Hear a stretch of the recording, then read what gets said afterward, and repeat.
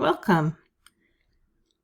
Let's do a brief introduction to the notion of a directional derivative and the gradient. To start with, though, we're going to first consider partial derivatives with respect to x and with respect to y. This image on the left has the graph of a surface created by a function of x and y. We can see the x-axis here in red, and we can see a point here in the xy plane. This point in the xy plane corresponds to a point on the surface. And through this point on the surface, we have a tangent line, and this tangent line is parallel to the x-axis, meaning it runs in the same direction as the x-axis. So when we find the slope of this tangent line, it's giving us a rate of change in the same direction as the x-axis. This would be the partial derivative with respect to x. Now in this image on the right, we've rotated the image slightly, and we have the y-axis here in green. A similar idea, we have a point in the xy plane that corresponds to a point on the surface created by a function of x and y. At this point, we have a tangent line, and we can consider the slope of that tangent line in a direction that is parallel to the y-axis. So when I find the partial derivative of the function that creates this surface, I take that partial derivative with respect to y. It's going to give me a rate of change in a direction of the y-axis. So at this point in time, given a surface such as we have here, and I can only find the derivative or the rate of change in directions that are parallel to the x-axis, as we see here on the left, or parallel to the y-axis, as we see here on the right. But what if we want to know the slope of the tangent line or the rate of change in a different direction? So notice this surface, again, we have the point in the xy plane. We have it creating a point on the surface, and we want to know the rate of change in the direction indicated here by this unit vector. Well, this unit vector is neither parallel to the y-axis, nor is it parallel to the x-axis. It points in a different direction. It has an angle, theta, that it forms with the positive x-axis. So we are interested in finding that derivative or rate of change in a direction other than parallel to the x-axis or parallel to the y-axis. So that leads us to this definition of the directional derivative. It will help us find the rate of change or the slope of this tangent line on our surface in a direction other than parallel to the x-axis or parallel to the y-axis. So suppose that z equals f of x and y and is a function of two variables with a domain D. Let AB be a point in that domain. So here's that point in the domain. Let u, vector u, be equal to cosine theta I plus sine theta j. Then the derivative of the function f in the direction of our unit vector u is given by the limit as h approaches 0 of a plus h cosine theta, comma b plus h sine theta, minus our function at ab over h, provided that limit exists. So this limit that we see here should look familiar. We're allowing the x-coordinate to be perturbed a little bit, increased a little bit as h goes to 0, and we're allowing the same thing to happen to the y-coordinate. And in combination, this will give us a rate of change or a slope of a tangent line as we see here. Now, before we go and look at an example of a directional derivative, I want to introduce one additional structure or vector, actually. This vector is known as the gradient. And so if we suppose that z is a function of x and y is a function such that the partial of f with respect to x and the partial of f with respect to y exist, then the vector gradient of f of x and y is called the gradient of f and is defined as the x component of that gradient containing the partial derivative of the function with respect to x and the y component containing the partial derivative of f with respect to y. So the gradient of the function f may be expressed in this ij format using the standard basis vectors, or it can be expressed using angle brackets vector notation, and is often referred to as grad. Now let's look at a little example of how to find a directional derivative. So we have this formula here that helps us to find that directional derivative. Notice that to find the derivative in the direction of unit vector u of the function f at the point x0, y0, we need the first partial derivatives evaluated at the point, and then we multiply those by either cosine of theta or sine of theta.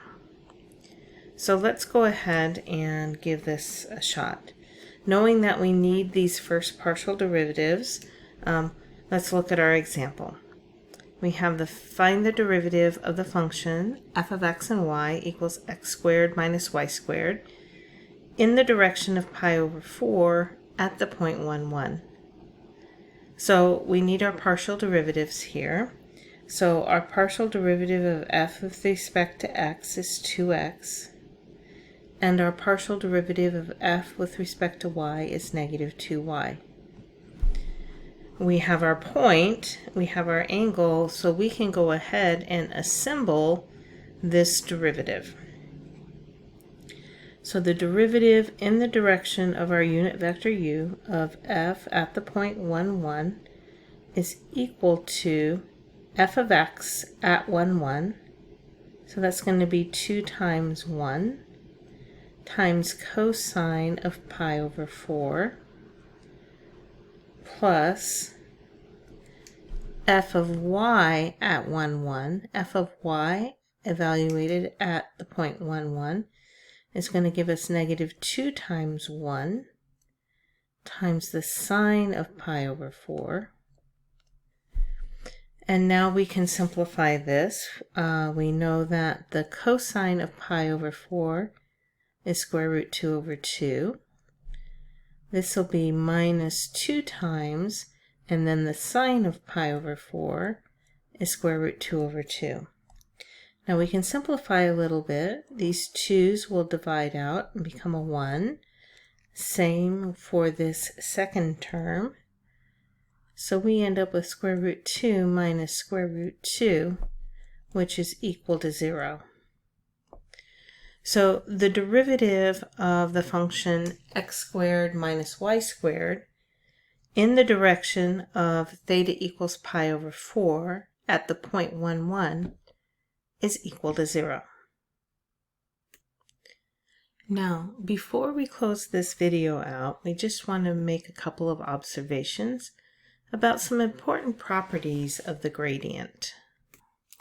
One property is if the gradient at a point x0, y0 is not the zero vector, then the directional derivative of f in the direction of u has a maximum value in the direction of the gradient. That means that this derivative of f is maximum when the unit vector is has the same direction as the gradient. Similarly, if that gradient vector is not the zero vector, the derivative of f has a minimum value in the direction opposite the gradient.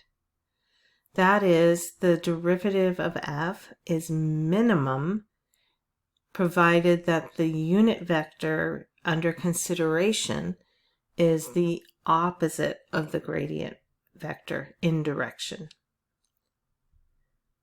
If the gradient is the zero vector, then the directional derivative is 0.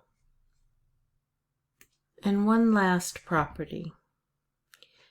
If we assume that z is a function of x and y and it has continuous first order partial derivatives in an open disk centered at the point x0, y0, and if that gradient at that point is not the zero vector, then the gradient of the function is normal to the level curve of f at that point.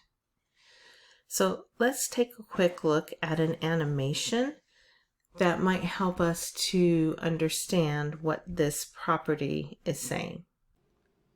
So what we're going to see here is the generation of a surface and then level curves being taken through that surface for various values of c.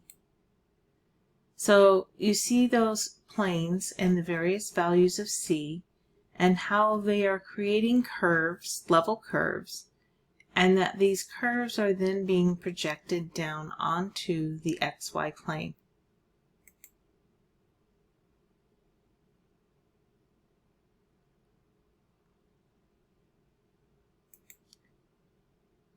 Now what we're going to see is the gradient vectors and how they behave with respect to these level curves. So we see our first gradient vector here at this point, and it is the gradient vector for this particular surface, so that is what the vector looks like. We're going to continue to create gradient vectors for each of those level curves. So we can see the vectors, in a sense, climbing up the surface. We can also see the projection of the vectors here in the xy plane. And notice that these vectors, gradient vectors that are imaged along the surface, are actually in the direction of steepest descent. Imagine that you're at the bottom of the hill, and this is a hill, and you just climb straight up, rather than possibly going in a circular pattern or a spiral pattern up to the top, or doing switchbacks or some other pattern. You're starting at this point and you're going straight up. That's the steepest direction you could go. And so here in the xy plane, we have the projection of those gradient vectors. So now when we look down on the xy plane, we can see those gradient vectors for the various level curves. And notice that these gradient vectors are orthogonal or perpendicular. They form a right angle. They're normal to the level curves. I hope you find this helpful.